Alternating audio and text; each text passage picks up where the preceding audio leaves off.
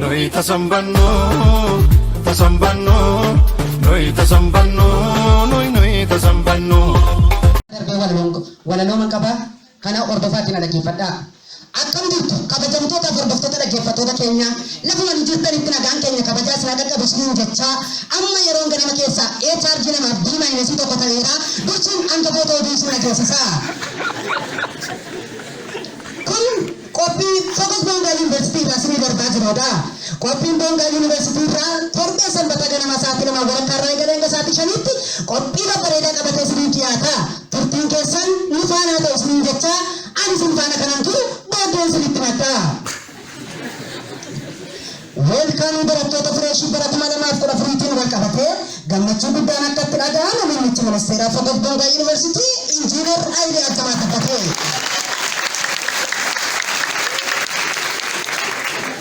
Rakkoo badiisa bishaanii torbee darbeerraan kan ka'e kaarsiiwwan rakkoo badiisa bishaanii torbee darbeetiin kan ka'e kaarsiiwwan muraasni hojiirraa akka ari'ataman gabaafaman.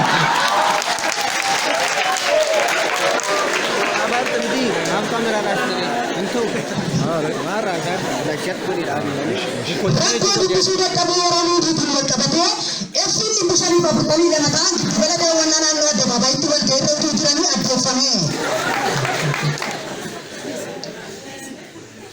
Kabajamtoota dhaggeeffattoota keenya hangam oduu qabanne kan fakkaata amma bal'oona oduutti waan darbuuf turtiin keessan na waliin ta'u isiniin jecha yeroo gaarii isiniif hawwa.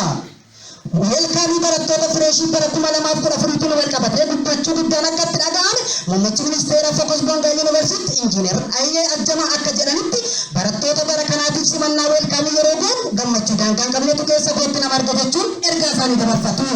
Ijoolleen dhufan kunis ijoollee qaqqaxalee gaggabeeyyii mul'ata isaaniitiif gatii kaffalan akka ta'an fuula isaaniirraa garuu natti baatudha jedha. Kana qofaas osoo hin taane dadhabbiin tokko guddaan aarsaa nuti kaffalle kaffaluudhaan hojii mana waaqayyoo dubartii akka isaan hin deebine abdii guutuu qabaa jetti. Ittaan kun pirezidaantii Focus Bonga University aadde Busee Fufaa.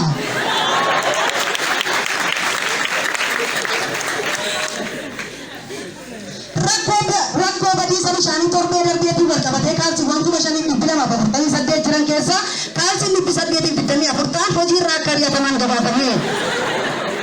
Kaalsiiwwan kunis rakkoon jeequmsa hamaa doornii jiran keessatti waan kaasaniif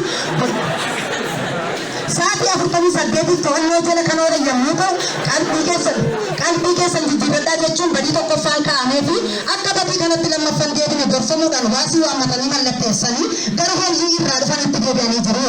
Haa ta'u malees kaalsiiwwan kun hojii isaaniitti deebi'anii turtii sa'aatii 12 booda amala isaanii caalchisuudhaan badii isaanii darbee osoo hin gaabbiin doormii keessa jiran irra darbanii guutummaa bilookii sanarratti fincilaaf jeequmsa addaa akka geessisan itti gaafatamaan dhimma kanaa obbo Caammaan gabaasee jira.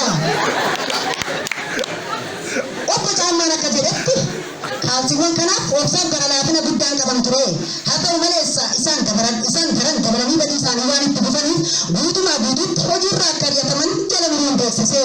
Dhimma kana ilaalchisuudhaan murtiin dhaddacha 17/9/2014 ta'an keeyyata biliyoona 2.1 sababeeffachuudhaan murtiin kaalsii kanaaf kennamuuf ta'an ilaalchisuun gaaffii qaxxaamuraa kaalsiin tokko gaafate akkas jedha. Anaan badii koo ilaaltanii hidhaa firmichaa umurii guutuu akkanarratti fudhachuuf jettan hubadheera.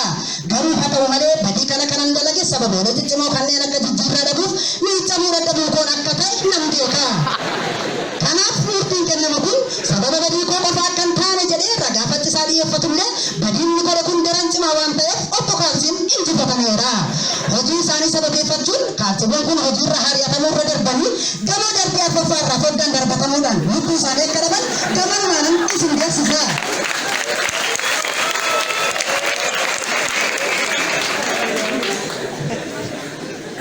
Rakkoo dubbisuu dadhabuu yeroo miidiitiin wal qabatee effiin 542 ta'an giddugala daawwannaa naannoo addabaabayitti wal ga'ii irra kan turan yeroo ta'u sababoolee muraasa ijoolleen dubbisaan jiran jedhuun dookimentii nama muraasaanii yaabbanna jechuun utaalcha qophansuu fiiguu fi kanneen kana fakkaataniif ispoortiiwwan muraasa shaakalaa utuu jiranii leekcharoonni jibbii arguudhaan to'annoo jala akka oolchan ifoome.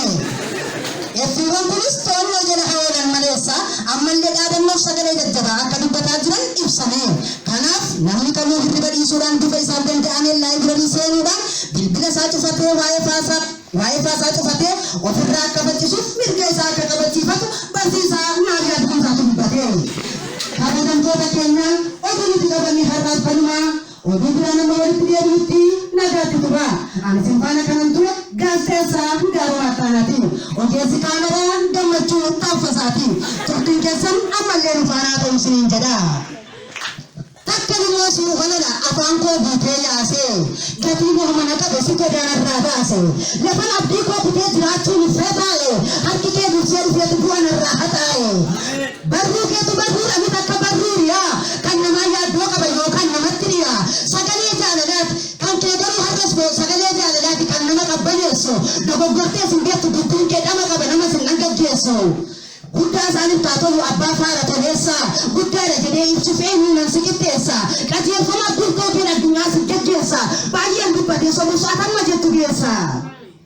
Kanaaf narraan fokkisu yoo nama morsi kaase iddoo koo burra'anee si liqii narraa baase garba durma duugochuuf tunaaf duute bobaa godaa nyaara koo gurguduunfee maal koona nan siin ooda. Ana nama silaa yoona garbummaan duuba cabse hormis natti taphatee sobaan dhugaa koo dabsee anaan kuwa gidduutti ijaarte gindii jabaa akkamittiin lafee walitti alagaatiin cabaa. Isana adamsetti erga duuna naa baate gammachuudhaaf boqonnaa nagaasitu naa laate boqonnaa kan jiraadha hin qabu bakkaa naasu goota jabiddaan qaba eenyulee kan na raasu. Ati moo michuu laga gamasiiti kan yeroo gaddaaf qabaa. Eessa kanaan jedhu anoosu qofaan qaba. Kan galgala ilaalee narraan dabsanne karaa kan hin takkaan salphanne jaalallee tokko garaa. Isa biyyoolessuuf an odeessa miti takka lubbuun koo Yuusuf Karoo biyyee kosuu shakka. Garaa jaalalaan guuteen naafoo hiita maleessa namatti boonyan kottu kana beekee odeessa. Namni gaafa na jaallatu afaan na dhiiroobsaa maadha Yuusufan du'aa. Ana jechuun siidha akkasumas qabaatee shakkii boolla Yuusufan du'aa. Ana guyyaa tokkitti baamana koo jijjiiree sittiin ta'u akka biraa jaalallee si qabu moo dhibbuma keessaa dhibba yoomiyyuu guutee jira. Gaafan sin arginoolu akkuma ta'uun beeku namni kutama taatoo afaan koo keessaan bootu si qofaa waanaa oolaa hin yaadattu maqaa koo. Gaafuman si wal bara waaqayyo na carree dhugaama waaqaa lafaa waa'ee keenciisee yaada wal kanuu maalan rafaa. Ati yaada reedaadha si argachuu dandeenya gaafa wal biraa kan nama tastii koo akkam goona. Dhugaama nuus obsaan isa kana shakka asitti gargar ba'ee jiraachuun qabu takka jedhee waamee qoteessee birri murii afaan na kaa'ee.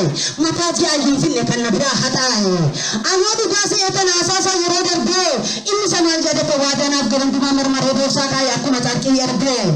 Gaafa maal taate jedhee deeggareessa gaafadhu. Inni natti deebisee aaboot na gabbartee hiriyaa biraa baafadhu.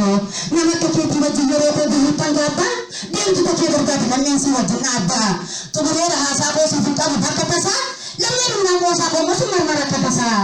Jedhee kun mana sobe karaa koo nama keessa summina nyaatee guutu tokko faanaa qopheessa afaanii nama qabaa duubaan naaf ka'atuyyoo namni qulqulluun qabu miicanis akka biyyoo garuunee kana mallisaa tokko arjaa waa kan naan deemne guuree sammaarees kennee kan golli mana isaan deemne garraanii garaadhaaf hayyuu jaalalaan guutu yoo mataarummaa malee saanneen namaaf fiitu ati akka namaa taatee yoonna ifattee beekta rakkoo kana gaafachuun maal dhabdee onaan jetta malee.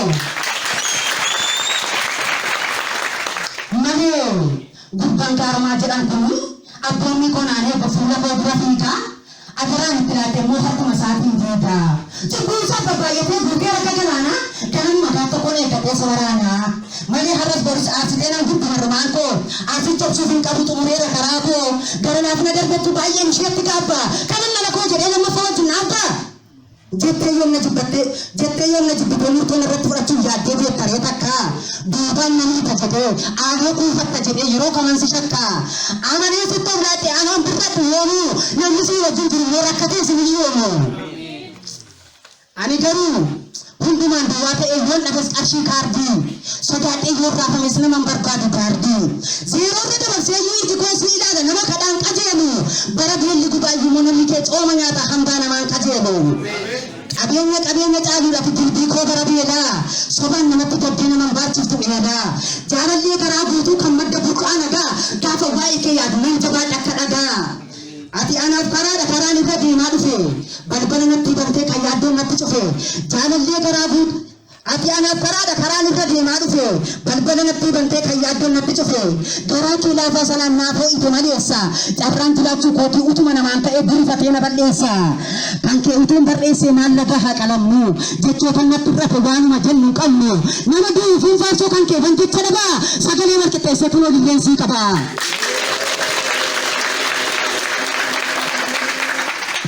Maalummaa kootu beektuudha ergaa kootinaan jette jabeessiitiin eeginaan godhin hudhaa citte baramaatte kanatti isa nagaa bahanii du'aan namaa deebi'u utuun ifa ilaaluunan godhina daraakee kan guyyaan itti dhiyu eenyuttuunan kennin gallanni nama nyaata dhiiga koo namaan jechaa boodeen namatti kaata salphisee na xiqqeessuuf garaansaa keessi kiyyoo utuuti kan koontaanee durna nyaachise biyyoo. Hinamanu tasuma jireenya qabarka namaa nammoo galfata nyaataa gaafam naafama namaa kanaafan sittoo laatti harka koo lachuu qabee siin godha kan naan jette moyyooman argachuu dhabe amala keenya hundumaa ergaa dandeessee fiddee garaa keenya gaddisiisin gaawaadaa nuuf galteef diittee hammeenya garaa keenyaaf nutti lakkooftee firru araara keef malee saawudeenna waan keessa jirru egaa gammachuun koo miidhanaa karaa lamaan mirgisa utuun yaa danda'an immoo koochee baaseen bar'isa mana ergisaatii baanee gaafa akkas ol dandeenyu iyyuu faarsuudha malee dubbii namaan dhageenyu sagantaa keessan gaddabaabsa booddeetti maree qabna kudhan dabarsinaan ofumaan dhummee dhaamna cheerchiidha ganniyyaa iminiin jedhan hafa amma manni keessani yoo feetan keessa rafaa.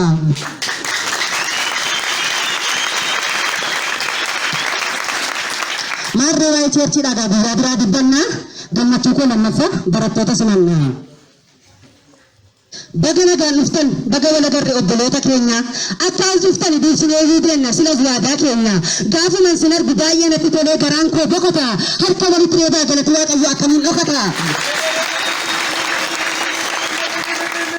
Gaafuman as ba'u fuula keessan laalee gammachuu jettanii lafan jiru wal'aale ijoollee babbareedduu fuulli keessan hawwataa garaa nama meeqaatu dhufuu keessan eegota anis yaa obbolaa koo isaan keessaa tokko isin eegaan ture baay'een sin jaalladha waan sinitti maxxada amma jedhamuree maqaa fireeshummaa kabajaan naa fudhaa keewwadhaa iddoo fedhaa anis sin jaallanne dirqamanna qabee dhiifama naa godha saggoo obboleessa koo saggoo obboleettii kootu ba'aa isaatiin dhubbee dadhabnee irratti olurraa kaasi jechuun namni qanna jibbe isaanirraa kaasee bakkan kaa'uu dhabee utuma rakkadhu waaqayyo sinfinnaan amma baarra sin kaayaan sobeen kakadhu.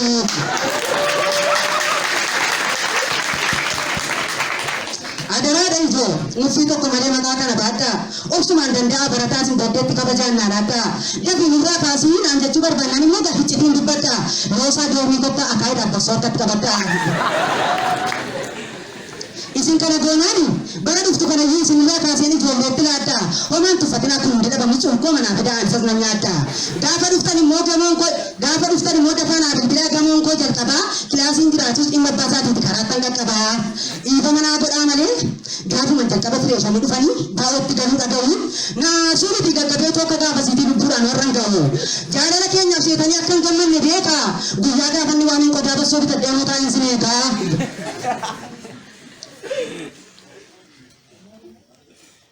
Innoo goda sin buusee an hambisee gubbaatti waaqayyoo jiisaa laatuuf xaasaan bassoo bitadhe kan hambise duwwaatti.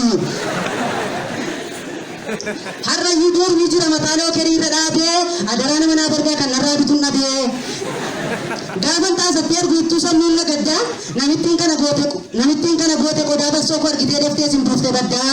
Dubbii koo barbaacha maleessa dur fireeshii galagalchuu gidduu kanatti nan gubadhe karoorumaan baafadhe tofelee godhanii galagalchuu. Egaa rakkoon qabu wanta sin rakkisu dafaa natti madda daqiiqaa fuunseessu waan siniin dirmadda afaanii kuwwatee seenyuun hin barbaadina anuma waammadda isa biyyisaati tokkotti rakkatu an daqiiqaa kan raawwadda.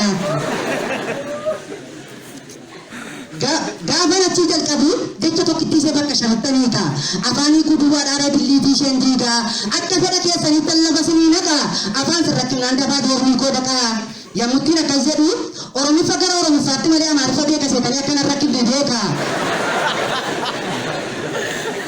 Kammataa kootii biyyuu gara itti qabu wallaalee dhaabbattee nama eegaa. Hamaas dubbatee gaarii deebiin ofirraa qabu tokkitti aawoo qofa. Hamma beekumsuma koon ishee masin gargaaraan doorbii kootti sin oofaa. Malee yaa fira koo amaariffaaf wajjini akka warra kumaatti takkaa waliin argine. Fagootti na baqatu waan an godhe wallaalee karaa koo hin gattine.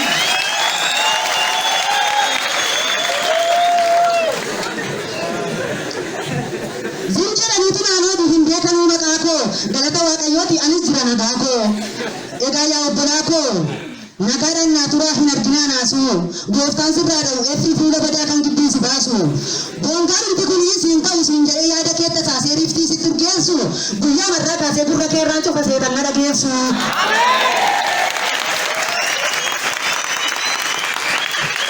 Gonfoo digirii keetii asumaa fudhuu bayi jedheetan si eebbisa bakka fedha kee gayi. Hin milkooftu kan jedhu halkan abjuutti dhufee har'uma abjii kutatu gurra lattuu isaa cufee.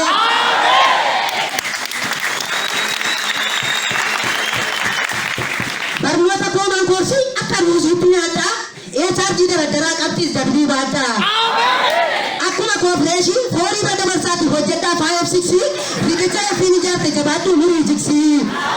Jajjabaadhaa maleessa ofitti inni baay'inaa kaafeessa qaayitaa homaa irratti dhiisina meetiin chaayinaa mul'isaa isa gara nagaa akka jettaan xumura walaloo koo miilanaa hamman deebi'ee galutti amileenaa qabduu jiranaa.